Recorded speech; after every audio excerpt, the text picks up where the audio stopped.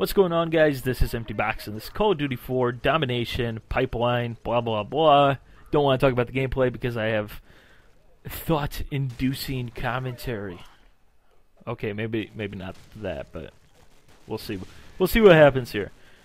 This is going to be a really weird video to do, and it may make no sense to someone. It may be like, "Oh my God, you've completely changed my mind," or something.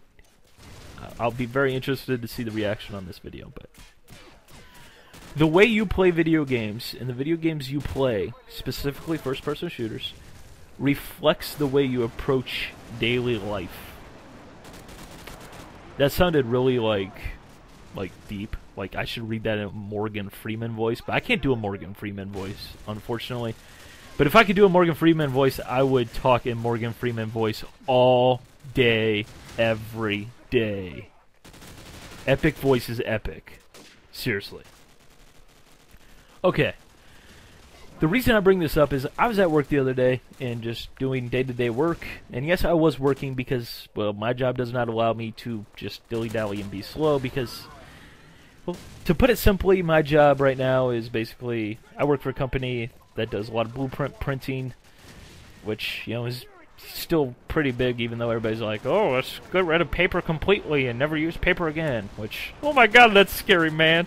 Especially, it really is a scary thought, but everyone's on black and white except for me. I'm on the color side of things, which entails more photo, more artwork type of things, which, you know, pretty much most of our marketing at one point went through me. I was the guy creating our company marketing, which, you know, at my age right now, and I'm only like 23, yeah, you know, that's just, I just feel great, but that's neither here nor there. You know, I feel like I got going forward. Yeah, going forward. Well, people swear I'm older than I actually am. I don't understand that, but okay. So basically, I'm alone. I'm on an island.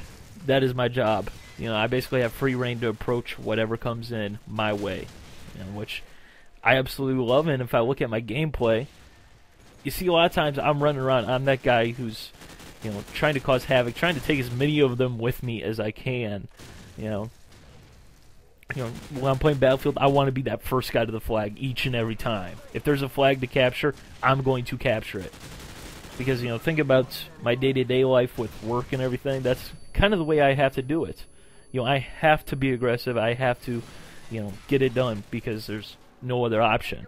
It's no other option. It has to be me, which, you know, going to the next thing that I noticed with myself personally, everybody at work knows me as that guy who, if you're going to do something for me, you better do it my way, or you better just not touch it, because I hate it when people don't do it my way, not necessarily because my way is the right way, but because I know my way works. You know, which, when someone messes up and then it's like, oh, hey, could you finish this up for me? I was going to do this for you. Oh my God. Oh my God. Nothing pisses me off more than when someone tries to do something and they fail. And then it comes back to me when I would have just had it done already by then. That pisses me off. That's like my #1 pet peeve. Right after leaving time on the microwave. But, you know, that just goes again where, back to my gameplay, where I'm always trying to be, you know, I always want to be up front, being the first guy in. You know, pay attention to that guy. UAV jammer, martyrdom, M60, hiding in a corner. True pro. But, you know, it just dawned on me that my gameplay is so much like my day-to-day life that I think I really, you know, I don't want to say approach games like they're work or anything, because they most certainly aren't, but that the approaches are very, very similar. Which, you know, made me go a little bit deeper and think, why do I like games like Red Orchestra 2 and Call of Duty 4? You know, they're 10 miles apart. The only similarities is you run around shooting people when you have the opportunity to shoot them, which is any first-person shooter. But then I started thinking, you know, I really like deep thought.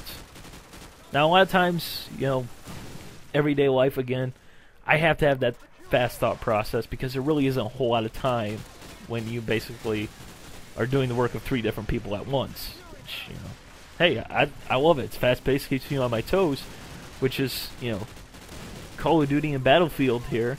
But I also like thinking things through. If I could do it, if I'm doing something, I'm thinking, okay, I can do it this way. What if I do it this way, which is slightly different? Is it going to be more efficient? Is it going to be faster? Maybe I should try that rather than this. Which I think gives me appreciation of games like Red Orchestra 2 and, just simulators in general that require much more thought process rather than, just fast on your feet reflexes and all that stuff, which I think is, at least for me, I find that fairly unique because I'm pretty sure not many people are playing Red Orchestra 2 and Call of Duty 4 at the same time. Because that's a pretty wide gap that you just spanned. Pretty wide gap. But so what do you guys think? Does the way you play video games, does the way your gameplay looks reflect, the way you approach day-to-day life, be it work, school, or, smoking weed behind the garbage at dumpster at the 7-Eleven? Not that I would know anything about that. I really wouldn't, okay? I swear. Why does everybody also takes me as very sarcastic? I don't know why. When I say not that I would know anything about that, I mean not that I would know anything about that. Pet peeve number 2. No. So let me know what you guys think down below. Because this is a really interesting question, and I'd be interested to see a study done on this. I mean, like a psychological brain study. So, bye.